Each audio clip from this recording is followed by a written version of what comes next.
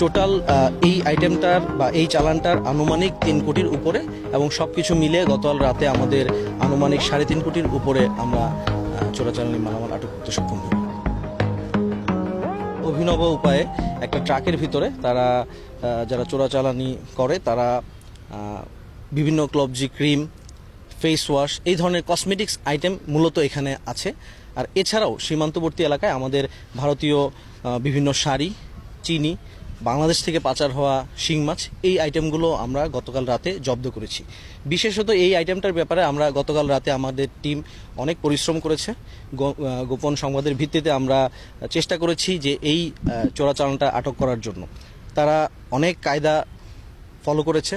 তারা বিভিন্নভাবে তাদের এই যে ট্রাকের ইভেন নাম্বার প্লেট পরিবর্তন করা এই ধরনের কার্যক্রম তারা করেছে। বাট আমাদের যে গোয়েন্দা টিমটা ছিল তারা অনেক ভালো কাজ করেছে।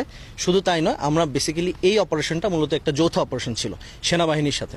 সো আমরা আমাদের গোয়েনঘাট এলাকায় কিছু গোডাউন থেকে এই আইটেমগুলো লোড হয়। আমরা সেটা আমাদের গোপন সংবাদের ভিত্তিতে আমরা জানতে পারি। আমরা সেটাকে ফলো করি।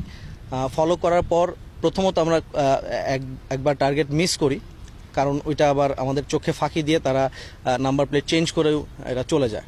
পরবর্তীতে আমরা আমাদের গোয়েন্দা নজরদারি বাড়িয়ে আমরা এটা সেনাবাহিনীর সহায়তায় হরিপুর নামক এলাকায় ওই জায়গাতে আমরা এই চালানটা আটক করতে সক্ষম হই। আর এটা ওইটা না, কাপড় ধোয়ার একটাই সলিউশন, চাকা অল ইন ওয়ান। টোটাল এই আইটেমটার বা এই চালানটার আনুমানিক 3 কোটির উপরে এবং সব কিছু মিলে গতকাল রাতে আমাদের আনুমানিক 3.5 কোটির উপরে আমরা চোরাচালানি মালামাল আটক করতে সক্ষম হই। এটাতে মূলত ছিল কসমেটিক্স আইটেম, যেখানে ভারতীয় পন্ডস ফেস ওয়াশ, ক্লবজি ক্রিম এবং স্কিন শাইন ক্রিম, যেগুলো এই ধরনের আইটেম ছিল এখানে। এটা মূলত আমাদের গোয়াইনঘাটের সীমান্তবর্তী এলাকাগুলো থেকেই এই জিনিসগুলো ছোট ছোট আকারে আসে এবং সীমান্তবর্তী এলাকায় কিছু গোডাউনে লুকায়িত অবস্থায় এটা থাকে। এবং গতকাল রাতে এটা লোড হয় বিভিন্ন এলাকা থেকে। লোড হওয়ার পরবর্তীতে আমরা এটা ট্র্যাক করি এবং সেখানে দেখতে পাই যে অন্য আরেকটা জায়গায় এটাতে বালি দিয়ে ঢেকে আমাদের চোখে ফাঁকি দেওয়ার জন্য, এটা মূলত একটা বালির একটা ট্রাক, এই আইডিয়া দেওয়ার জন্যই মূলত বালি দিয়ে এটা ঢেকে নিয়ে যাওয়া হচ্ছিল। এটা যেহেতু একটা যৌথ অপারেশন ছিল, আমরা চেষ্টা করেছিলাম, বাট তারা যখনই এই আঁচ করতে পারে যৌথ বাহিনী, যখন আমরা এটা আক্রমণ করি, ওকে ধরার চেষ্টা করি, তখন ট্রাক থেকে নেমে তারা চলে যায়।